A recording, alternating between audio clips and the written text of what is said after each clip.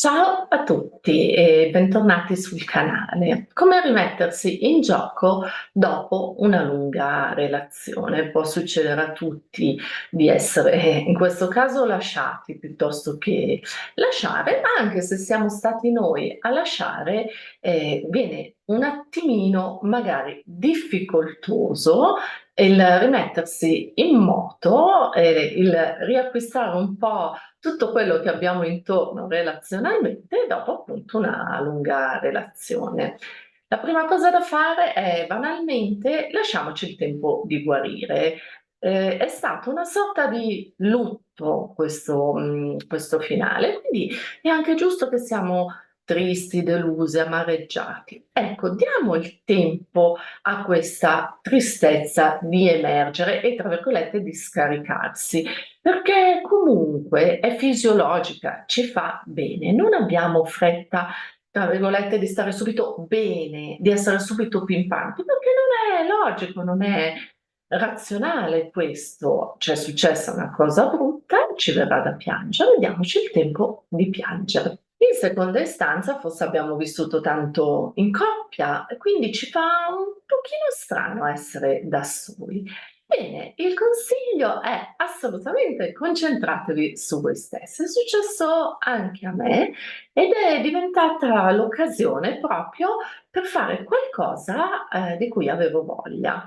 Può essere un viaggio in solitaria, di cui io sono super fan, può essere un corso di qualcosa che abbiamo sempre avuto nella testa, ma nell'essere in coppia vuole un po' che manca il tempo.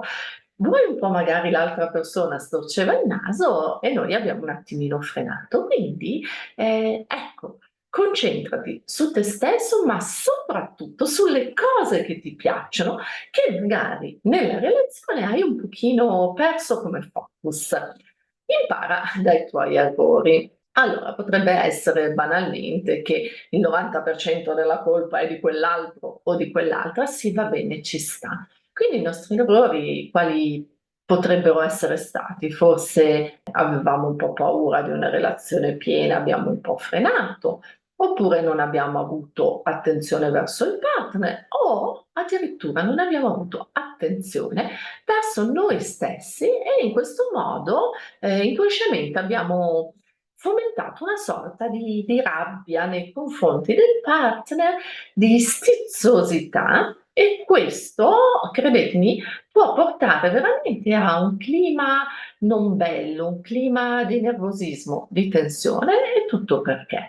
Perché appunto nel non aver dato i giusti spazi a tutte le varianti che vanno a formare una coppia, quindi appunto anche noi stessi, ecco, questo potrebbe essere un errore che nella futura coppia non faremo più. Oppure magari l'essere più limpidi e sinceri, non perché siamo bugiardi, credetemi, ma perché alle volte il rapportarsi diventa un pochino difficoltoso, un pochino faticoso.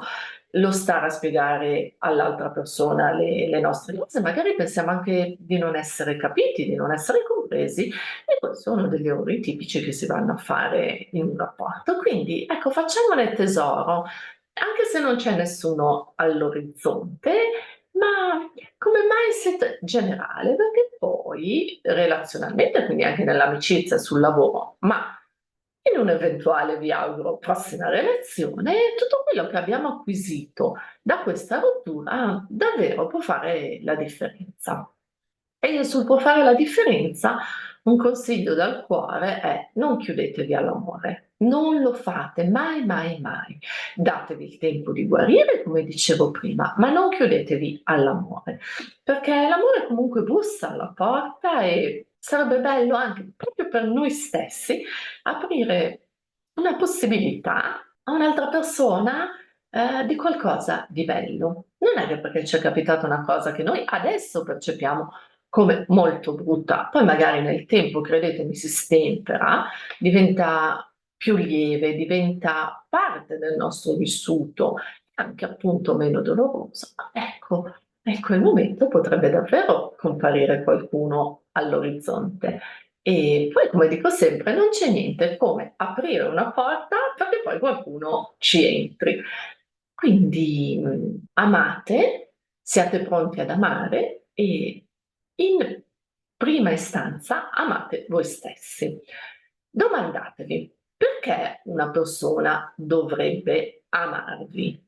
E vengono in mente, ecco, un po' di punti sul perché voi siete una persona amabile e da amare. Ecco, allora se siete così amabili e da amare, perché non vi amate per primi voi? Eccoci, qui ci caschiamo tutti. Vogliamo qualcuno che ci ami, ma non ci amiamo noi per primi. Quindi forse questo periodo un po' di singletudine anche dolorosa, ma può essere utile per imparare a volerci bene, a capire noi stessi, a capire cosa vogliamo, fino a dove vogliamo arrivare, cose che non vogliamo ci vengano mai più fatte e tutto questo con un grande, grande, grande abbraccio nei confronti di noi stessi.